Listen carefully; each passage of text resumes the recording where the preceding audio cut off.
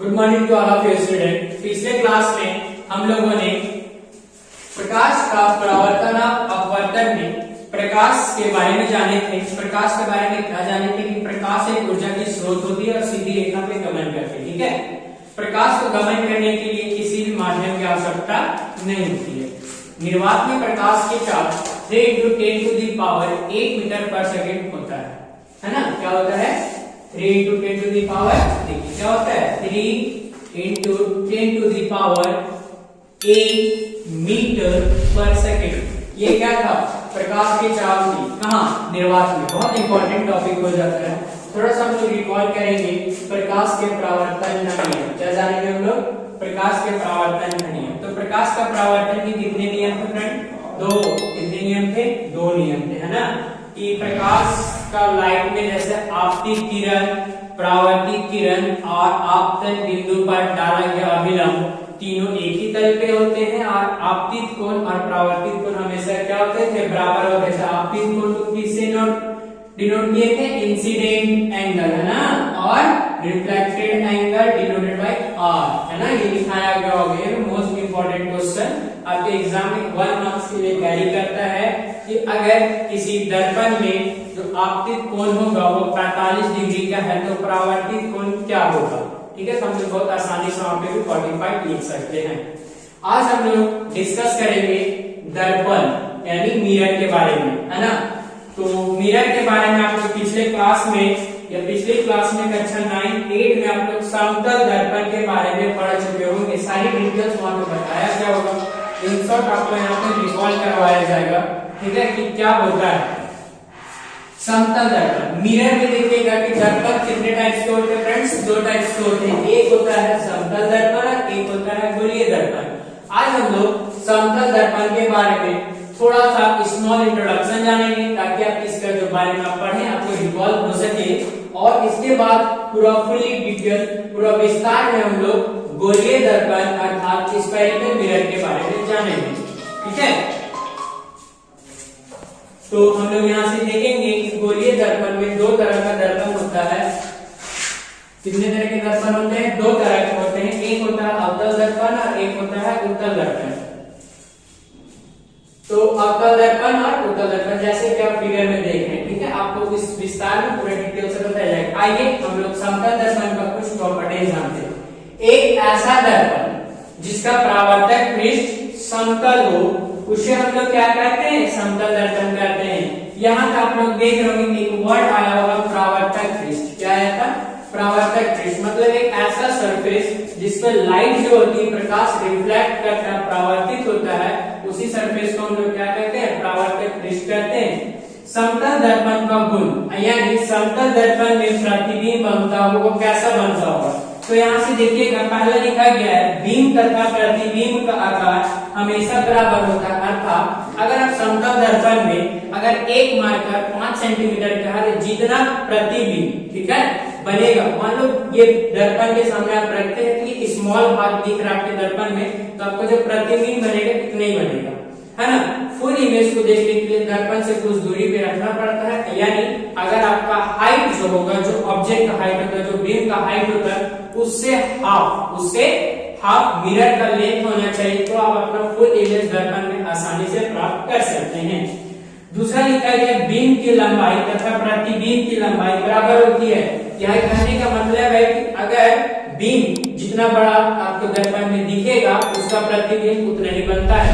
तीसरा जो पॉइंट है वो है कि बिंब को दर्पण से जितना दूरी पे रखा जाएगा, मान लो एक दर्पण है मेरा, सपोज करते हैं एक प्लेन दर्पण है, इसके सामने हम 2 मीटर पे या x डिस्टेंस पे हम लोग इस बिंब को रखते हैं, तो दर्पण के ठीक पीछे x मीटर पर ही ये प्रतिबिंब प्राप्त होगा। ठीक है, और इसमें जो इम्पोर्टेंट रिफ्लेक्ट होगा पार्श्व परिवर्तन। क्या होता है? पार्श्व परिवर्तन, यानी जब आप अपना बायां अरे उठाइएगा तो दर्पण में दाहिना दिखाएगा और दाहिना उठाइएगा तो बायां दिखाता है। ठीक है, इसके बाद हम लोग जानेंगे गोलीय दर्पण के बारे में। किसके बारे में जानेंगे? गोलीय दर्पण अर्थात स्फेरिकल मिरर जो 2 तरह का होते हैं। चलिए हम लोग समतल दर्पण देख लेते हैं। अब देखिएगा ये गोलीय दर्पण है। गोलीय दर्पण में स्फेरिकल मिरर, ठीक है। स्फेरिकल मिरर में क्या होता है? गोलीय दर्पण का परावर्तक पृष्ठ क्या होता है, गोले का भाग होता है। यानी एक गोला लिया जाए, एक ऐसा मिरर जिसका जो परावर्तक पृष्ठ होगा, मान लो ये का गोला लिया है ना, इसका जो परावर्तक पृष्ठ होगा, यानी अगर आप इस साइड में इसका पॉलिश करते हैं स्टूडेंट्स, इस साइड इसका पॉलिश कर दिया, एक साइड से इस साइड पॉलिश कर दिया जाए, तो यहाँ से आपको दो तरह का मिरर मिलेगा। यानी गोलीय दर्पण जो होता है गोले का, ठीक है, जिसका परावर्तक पृष्ठ होता है वो एक गोले का होता है, जिसे आप लोग गोलीय दर्पण कहते हैं। अगर आपको परिभाषित किया जाए तो आप एग्जाम में लिख सकते हैं, एक ऐसा दर्पण जिसका परावर्तक पृष्ठ गोले का भाग हो अर्थात गोलीय हो, उसे गोलीय दर्पण कहते हैं। गोलीय दर्पण दो प्रकार के होते हैं, two types of spherical mirror. पहला अवतल दर्पण और दूसरा उत्तल दर्पण। अवतल दर्पण यू मीन कॉन्केव मिरर, यानी एक ऐसा दर्पण जिसका परावर्तक पृष्ठ गोले के अंदर वक्रित हो, उसे अवतल दर्पण कहते हैं। वक्रित होने का मतलब उस गोले की ओर धंसा हुआ हो परावर्तक पृष्ठ अर्थात पॉलिश किया हुआ सतह, यानी जिसके पीछे क्या बोल सकते हैं हम लोग कि परावर्तक पृष्ठ, यानी जहां पे लाइट जो होता है वो रिफ्लेक्ट करता है। आप यहाँ पे देख रहे होंगे कि एक मिरर का फोटो आप फिगर बनाया गया है, नहीं तो आप यहाँ पे ध्यान दीजिएगा, आपको दिखाया जा रहा है कि एक कॉन्केव मिरर का फिगर कैसा होगा, ठीक है। जैसे कि आप देख रहे होंगे ये आपका गोले का भाग है, क्या है, गोले का भाग है, ठीक है। अब यहाँ से देखिएगा इसका जो पॉलिश किया हुआ सतह है ये वाला सतह, ठीक है, और इसका जो परावर्तक पृष्ठ है ये है, क्या है, ये आपका क्या है, परावर्तक पृष्ठ। यानी लाइट रे जो होगी इस साइड से रिफ्लेक्ट करेगा, लाइट रे क्या होगा, इस साइड से आपका देखो यहाँ से लाइट रे इस पे रिफ्लेक्ट करती है, ठीक है। ये हो गया कॉन्केव मिरर और ये हो गया इसका परावर्तक पृष्ठ जो गोले के अंदर है। देखो इसको अगर याद करने में आपको टिपिकल लगता होगा तो देखिएगा अवतल मतलब देखिए अवतल यानी कॉन्केव मिरर, बहुत कंफ्यूजन होता है हिंदी माध्यम के विद्यार्थियों को कि अवतल को कॉन्केव बोलते हैं, कॉन्वेक्स बोलते हैं। देखिए अवतल चार वर्ड पे यूनिक बड़ा वर्ड है, तो कॉन्केव भी बड़ा वर्ड है रिस्पेक्ट टू यानी तुलना में कॉन्वेक्स का।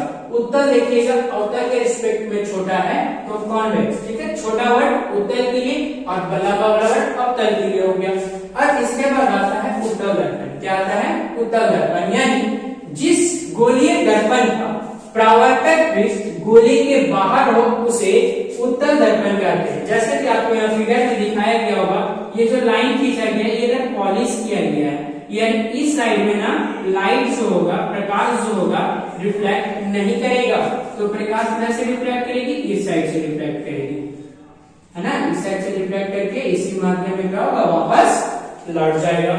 उसके बाद आते हैं कि दर्पण से संबंधित कुछ शब्द जो होगा, कुछ पद जो होगी उसकी जानकारी हम लोग ले लेते हैं। पहला है ध्रुव, फिर है वक्रता केंद्र, मुख्य और फोकस। ध्रुव क्या होता है, ठीक है, तो जो आपका दर्पण होगा, है ना, मान लीजिए हमने एक दर्पण लिया, ठीक है, ये देखिए, पहले आप इसका एक स्क्रीनशॉट ले लीजिए ताकि आपको लिखने में आसानी हो, ठीक है। मैं हट जाता हूँ, ठीक है, ये देखिए ले लीजिएगा आप लोग। चलिए हम इसको थोड़ा सा रफ करते हैं ताकि मैं आपको बता सकूं कि ध्रुव क्या होगा, पोल क्या होगा, ठीक है। इसका डेफिनेशन लिखने का जरूरत नहीं है डियर स्टूडेंट्स, अगर आप लोग चाहते हो तो अगर आप अपनी पुस्तक को रीड किए होंगे एनसीईआरटी बुक पूरी डेफिनेशन लिखी गई है, क्योंकि ज्यादा लिखवाने से ना वीडियो बहुत लंबा होगा और आपको देखने में भी बहुत पेचीदा लगेगी, ठीक है। हम लोग शॉर्ट में ही अधिक से अधिक कंसेप्ट को समझाने का प्रयास करेंगे। आइए हम लोग फिगर के माध्यम से समझेंगे कि ध्रुव क्या होता है, वक्रता केंद्र क्या होता है, मुख्य अक्ष क्या होता है। हम लोग एक छोटा सा बस एक क्या करेंगे, दर्पण लेंगे। क्या लेंगे आप लोग, एक दर्पण ले लिए स्टूडेंट्स। चलो अब यहाँ से देखिएगा, मैं इस साइड इसको अगर पॉलिश करता हूँ तो चलो बताओ स्टूडेंट ये कौन सा मिरर होगा, कौन सा मिरर होगा, अवतल दर्पण होगा। चलो कैसे होगा, सो देखो ऊ से उठा हुआ यानी जिसका परावर्तक पृष्ठ क्या होना चाहिए, उठा हुआ होना चाहिए। देखो मैं उत्तल दर्पण में दिखाता हूँ आप लोगों को, बहुत इजी है और हमेशा पहले इस चैप्टर को आप कंपेयर करके पढ़िएगा। हाँ स्टूडेंट्स, कंपेयर करके पढ़ोगे तो बहुत इजी लगेगा, ठीक है।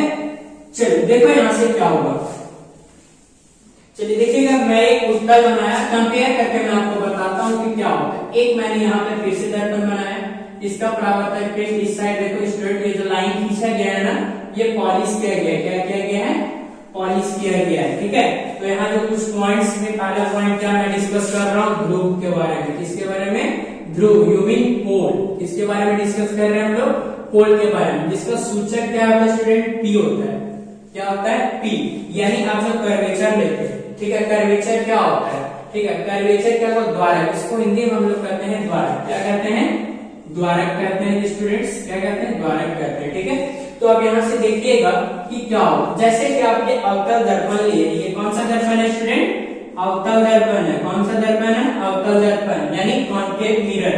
तो ये जो आप कर्वेचर लेते हैं, इसका जो मिड पॉइंट होगा यानी मध्य बिंदु जो होता है, उसी को हम लोग कहते हैं पोल। क्या कहते हैं, पोल कहते हैं। जैसे कि ये मान लीजिए ये हमारा मिड पॉइंट रहा होगा, इसको हम लोग कह दिए पोल, ठीक है। अगला जो पॉइंट था वो क्या था स्टूडेंट, मुख्य फोकस। क्या था, मुख्य फोकस, ठीक है। अब मुख्य फोकस क्या हुआ, सुनो, जब आप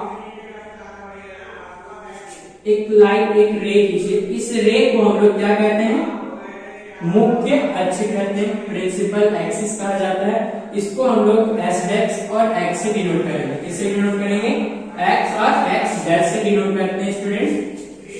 ये कहलाता है मुख्य अक्ष। क्या कहलाता है, मुख्य अक्ष, प्रिंसिपल एक्सिस, ठीक है। अब यहाँ से जब लाइट रे क्या होगी, इस पे रिफ्लेक्ट करेगा यानी परावर्तित करता है, और जिस बिंदु पे मिलता है, जिस बिंदु पे मिलता है, ये जिस बिंदु पे मिलता हुआ प्रतीत होता है, जिस बिंदु पे,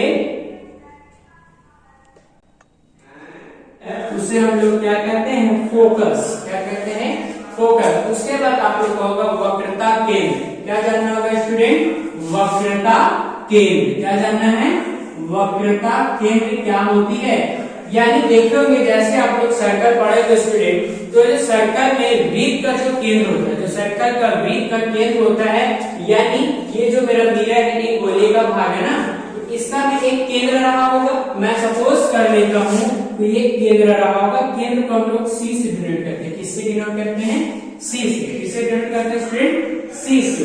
यानी वक्रता केंद्र क्या होता है, सो ध्यान दीजिएगा, जिस गोले, दर्पण जिस गोले का भाग होता है, उस गोले के केंद्र को हम लोग क्या कहते हैं स्टूडेंट, वक्रता केंद्र कहते हैं। क्या कहते हैं, वक्रता केंद्र। और उसके बाद आती है वक्रता त्रिज्या स्टूडेंट। क्या आता है, वक्रता त्रिज्या, यानी रेडियस ऑफ कर्वेचर। इसको हम लोग डिनोट करते हैं कैपिटल आर से। इसे डिनोट करते हैं कैपिटल आर से। तो जैसे कि आप जान रहे हैं कि रेडियस यानी त्रिज्या को जो परिभाषा आपको गणित में पढ़ाई गई होगी, वही परिभाषा यहाँ पर भी है। इसमें क्या होगा, सिंपल सा कि सेंटर से पोल तक की दूरी को, सेंटर से पोल तक की दूरी को, किससे, सेंटर से पोल तक की दूरी को क्या कहते हैं स्टूडेंट, वक्रता त्रिज्या। क्या कहते हैं, देखो, सेंटर से पोल तक की दूरी को स्टूडेंट हम लोग क्या कहते हैं, वक्रता त्रिज्या कहते हैं। इसके बाद आ जाता है फोकस दूरी। क्या आता है, फोकस दूरी, यानी फोकस से पोल तक की दूरी, फोकस से पोल तक की दूरी को हम लोग कहते हैं फोकस दूरी, ठीक है। उसके बाद देखिएगा अगले क्लास में, देखिएगा आप लोग, चलिए हम लोग एक बार पूरा रिकॉल कर लेते हैं क्या क्या होगा स्टूडेंट्स। आप लोग ध्यान दीजिएगा, इन शॉर्ट आपको पूरा बता दिया जाएगा। आज आप लोग क्लास में एक स्मॉल सा टॉपिक पे केवल डिस्कस किया गया है। देखिएगा ये एक दर्पण है, ठीक है। अब यहाँ से एक इसका जो मिड पॉइंट होगा उसको हम लोग पोल कहेंगे, ठीक है। अब यहाँ से ये जो प्रिंसिपल एक्सिस खींचा जाता है, ये पोल से होकर क्रॉस करती है स्टूडेंट, इसको हम लोग प्रिंसिपल एक्सिस कहते हैं, जिसको एक्स और एक्स डैश से डिनोट करते हैं। ध्यान दीजिएगा, पूरा आपको क्लियर हो जाएगा, ठीक है। और ये गोला, जिस गोले का भाग होगा, ये जो दर्पण होगा, जिस दर्पण, ये जो दर्पण होगा, जिस गोले का भाग होगा, उसे हम लोग कहेंगे वक्रता केंद्र, ठीक है। और वक्रता केंद्र और पोल के बीच का पॉइंट, वक्रता केंद्र और पोल के बीच का पॉइंट को ही कहा जाता है फोकस, ठीक है। अब यहाँ से ध्यान दीजिएगा, वक्रता केंद्र और पोल तक की दूरी को वक्रता त्रिज्या कहा जाता है, और फोकस से पोल तक की दूरी को वक्रता, फोकस लेंथ कहा जाता है स्टूडेंट। क्या कहा जाता है, फोकस लेंथ कहा जाता है, ठीक है। तो आज हम लोगों ने देखा कि उत्तल दर्पण के बारे में क्या क्या होता है, अवतल दर्पण के बारे में क्या होता है। नेक्स्ट क्लास में जो मोस्ट इंपॉर्टेंट टॉपिक है कि दर्पण से प्रतिबिंब कैसे बनेगा, दर्पण में किरण आ रही कैसे होगी, वो बताया जाएगा। तब तक तक आप पिछले क्लास को अच्छे से देखिए और अंडरस्टैंडिंग लीजिए। किसी भी प्रकार का आपको समस्या होती है आप कमेंट कर सकते हैं, आपको तुरंत उसका सॉल्यूशन दिया जाएगा। Thank you.